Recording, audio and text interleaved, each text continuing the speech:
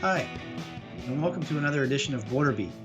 Today we're joined by TTEK Chief Technology Officer Mike Squirrell, who has helped to design some of the world's leading customs decision-making platforms to identify both fiscal and non-fiscal related threats arriving at the border.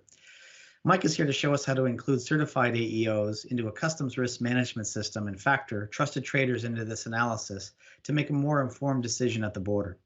Thank you for the time today, Mike. I understand these systems are designed to triage all commercial importations from highest to lowest risk for inspection purposes. But the system can also rank data from lowest to highest risk, which can be presented as a way to facilitate trade at the border. It seems to me that this algorithm can accurately assess the risk associated with the movement of goods crossing borders. If an AEO is involved, they can receive the benefits of trade facilitation through an expedited clearance or release, pending all other variables are supported. So I'm thinking about things like commodity HS classification, country of origin, valuation, routing, equipment type, weights and volumes, trading relationships, historical importations, previous enforcement, other behaviors, and more.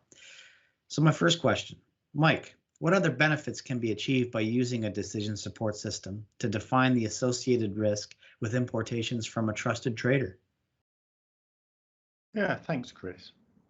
The challenge that all customs administrations face is to ensure that their customs inspectors are focused on those shipments that clearly pose the greatest risk. A trusted trader or AEO program significantly reduces the risk of shipments from those companies, but it doesn't fully eliminate that risk either. And there will be circumstances in which it is justified for customs to inspect a shipment imported by an AEO. Our risk indicators, when analysed en masse, successfully identify anomalous trading behaviour. Sometimes risks can be introduced into the supply chain through no fault of an AEO, such as a container being tampered with during a long transshipment through a port of weak security, or the container's loaded onto the vessel such that it's accessible by the vessel's crew. We can identify these patterns by analysing container status messages or the ship's bay plan. But obviously these factors alone are not enough, but when combined with other rules such as those related to routing, commodity, parties involved in the transaction, and the container type and weight, there are rare occasions when inspection of an AEO shipment is justified. The important point here, though, is that the rationale behind the inspection must be logical and justifiable. Otherwise, there are less benefits for the private sector to take part in an AEO program. From what I've seen to date, this looks like a solution that proves and supports an importation is truly low risk, especially when an AEO is involved. And you are using predictive modeling with ensemble deductive and inductive logic to do it. Can you explain, Mike? Yes, in fact, we have the largest known repository of risk indicator rules now, exceeding 1.2 million checks on every transaction. We then layer this with a layer of AI and predictive models that have been trained on historical data covering nearly half of global trade over the last 5 years. It's very powerful. We take client data and fuse it with this global trade data corpus to develop more accurate predictive models that then can be acquired anywhere else. It's extremely leading edge, particularly because it helps us identify what normal looks like and, more importantly, what abnormal looks like. If this analysis is robust enough to satisfy customs clients, then can this system be used to trigger a clearance or release decision much sooner than seen in most declaration trade processing systems today? Yes, as you can appreciate, the WCO and other organisations that encourage the institutionalisation of best practice strongly encourage customs administrations to work with financial institutions and insurance companies to develop a strong framework of bonds, guarantees and sureties.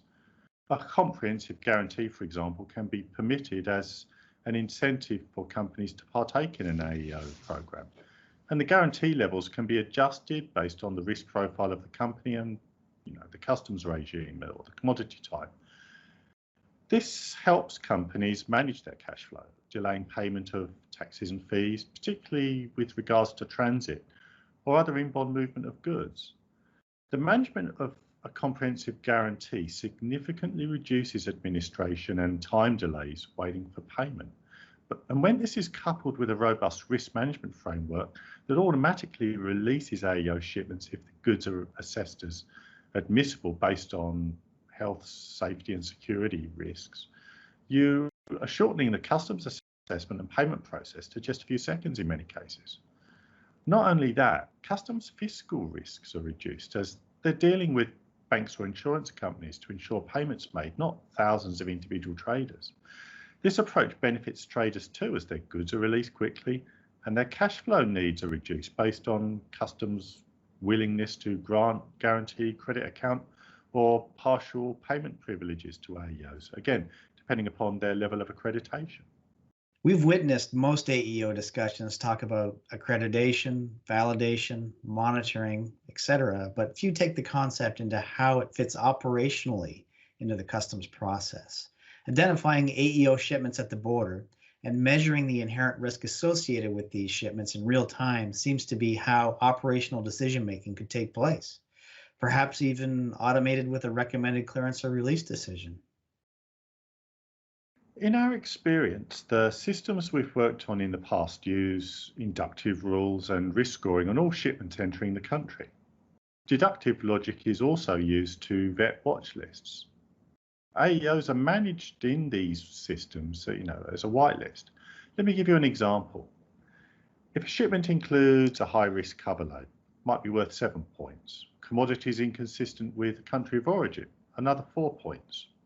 The commodity is inconsistent with the container type. Perhaps it's auto parts in a refrigerated container. That could be worth 9 points. The weight inside the container is less than 50% of its maximum payload. Might just be worth 3 points. But the importer is also an accredited AEO. Maybe we subtract 12 points. Then the overall score for the importation's like 13 points instead of a possible 23 points or more for the same shipment being imported by a non-AEO. This means that, nearly all AEO shipments will likely be below the threshold mandated for various forms of inspections. Thanks for that, Mike. It seems clear that the AEO should receive the benefits of trade facilitation, and this example risk scoring logic is the way to do it. This approach is becoming more compelling and accurate as you and your team introduce artificial intelligence into our exploitation framework. If trusted trade lanes, e-commerce, and blockchain applications are the future as anticipated, then the application of AEO benefits needs to be clearly identified. Any final thoughts, Mike? Yeah, this is a lengthy topic and one that is much too long to fully cover within the 5 minutes that we've got. But I wanted to offer that this solution is not only for customs and border administrations. It can also be used by the private sector, including importers, exporters, manufacturers, carriers, freight forwarders, couriers, and third-party logistics providers, for example. The trading community here has an opportunity to risk assess their client shipments as well as the shipments of their trading partners. Now, security concerns and trade bottlenecks will emerge, but they can be addressed before arrival of the goods at the border. Trade facilitation can ultimately be realized with this type of approach. And with that, the logo.